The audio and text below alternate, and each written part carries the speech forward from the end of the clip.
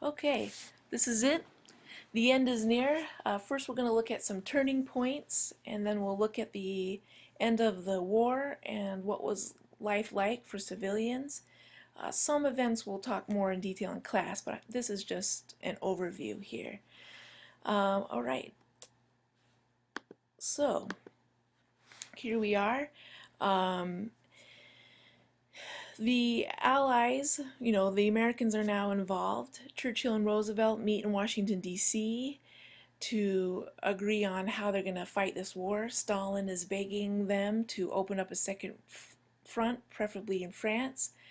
The Americans and the British are not ready for that, so they say, hey, we'll come into North Africa and maybe we'll try a little bit of Italy here. So the Russians are going to have to hold out a little bit longer. Okay, so for the entire war in North Africa, we see the battle between Erwin Rommel. He is known as the Desert Fox, leader of the Afrika Korps, a tank part of the army. I'm sure there's an official word for that. And then we have his rival here, General Bernard Montgomery. And these guys are duking it out throughout North Africa. So, the tide begins to turn here at the Battle of El Alamein in 1942 in Egypt. They're able to put the Desert Fox here on the run.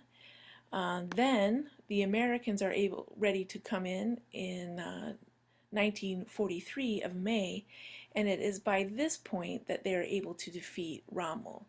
So from 1939 to 1943, Rommel was pretty much dominating North Africa.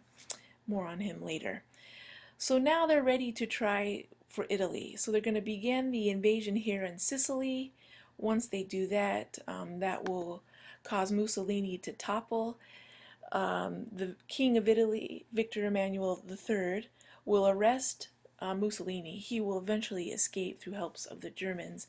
And so the Allies, the Americans here, for the most part, they're going to just work their way up the boot. And you can see by June of 1944, Rome will fall and the Italians will surrender.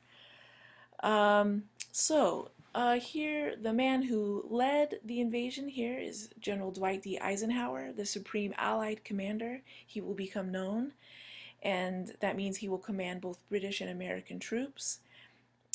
So here he first commands the invasion of Italy, and then, of course, he will do D-Day, and of course becomes the next President of the United States. I mean, excuse me, not the next, after the war. Um, so so here's some scenes here from the Allies just kind of fighting up their way. I think this was a holdout here of the Germans in Monte Cassino. It's an ugly, slow process here, and I know you're thinking, whatever happened to Mussolini? And there he is, thus to tyrants. He tries to escape Italy. I think he's trying to go to Switzerland, and this is Mussolini, I think, and his mistress. And he's dressed like a German soldier, and he's at an airfield, I think in Milan, ready to escape. And Italian partisans or resistance fighters, I believe they were communists, capture Mussolini.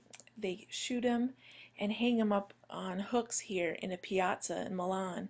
And you can see the Italian people take out their revenge for losing this war. And their bodies, I believe, hang here until the Allies take them down. So that's Italy. Things are going well there. We'll jump back in time a bit to 1942. The Soviets are able to turn the tide against the Germans at the epic Battle of Stalingrad, one of the ugliest, I believe, most bloody battles in all of human history.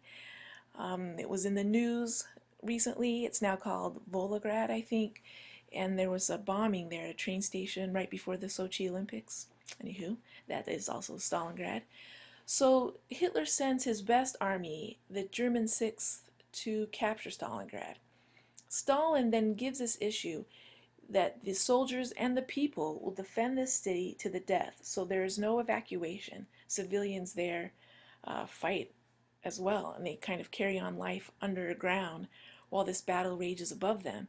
Hitler also gives the directive cities should be held at all costs, even though the Germans want to surrender at some point. It's too heavy a price to pay. So by the winter, 90% of the city of Stalingrad is in rubble. By February 1943, 90,000 soldiers surrender, Germans, to the Soviets. The cost of this is 1 million Soviets are dead. So you can imagine what this must have been like. Research this, man. It is ugly. But I digress. We'll talk more about that later. So now we're turning the tide in North Africa, in Italy, and in the Soviet Union. So now you're wondering, what was life like for people at the home front? Remember what we talked about in terms of total war in World War I, and just multiply that. So bombing of civilian targets is carried out. I think I've spoken to you already about the London Blitz. There you can see what London looks like, digging your neighbors out of the rubble, hiding every night by the bombs. But the Allies are not innocent of this. This is the American firebombing of Dresden. You can see here bodies in the streets. This is the rubble of Dresden. Children here. So the Americans, we did this, and it was brutal. So we both kind of wrecked each other here. So total war, right? Women are in the factories to a greater extent than World War I. In America as well. We've got the rationing, propaganda. Here's my personal favorite poster of all time. When you ride alone, you ride with Hitler. So heaven forbid you waste gas. Don't run your mouth. Hitler could be hearing. And if you're goofing around at work, heaven forbid this grenade is a dud. So here's a little Soviet propaganda. So total war in effect. The government is taking over all the news outlets, all the economic functions. And part of that, of course, is that civil rights will be limited.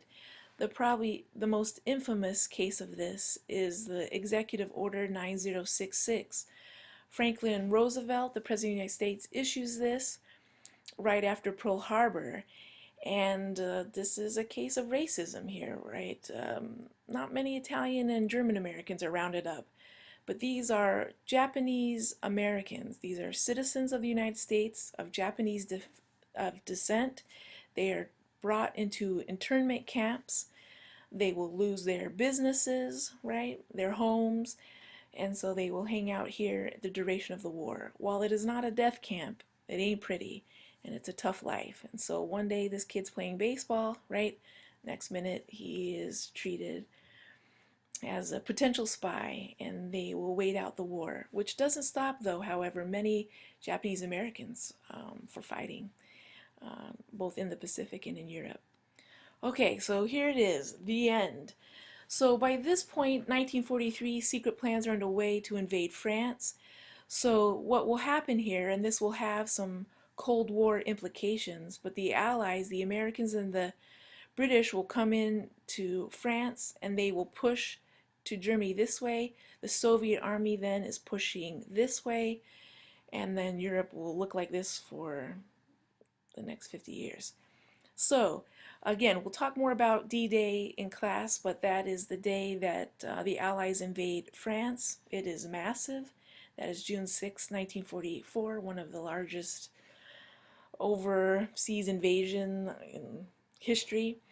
So by July 1944, Paris is liberated. By March of 1945, it's all over by the shouting.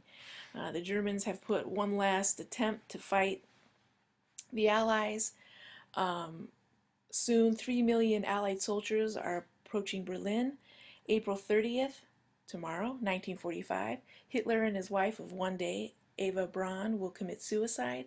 And then May 7th, 1945, Germany will surrender unconditionally.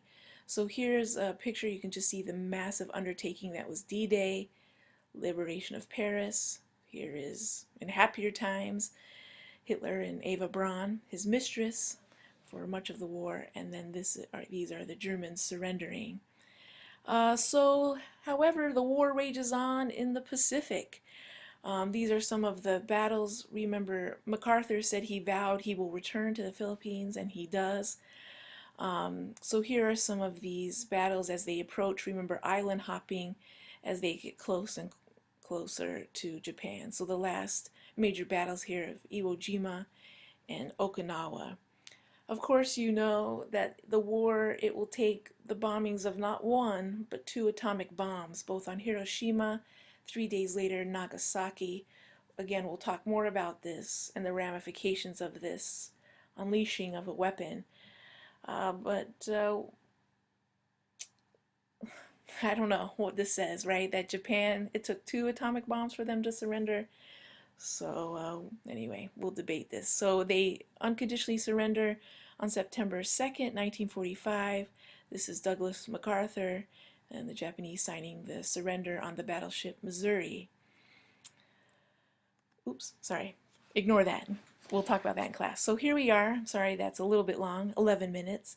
But that's the war. So again, we'll ponder this in class, but you can imagine what it would take to end such a...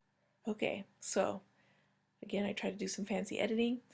There we are. The war is over. We'll talk about the implications of some of these events for the future. I think you can imagine where we're headed. But we'll talk more in class.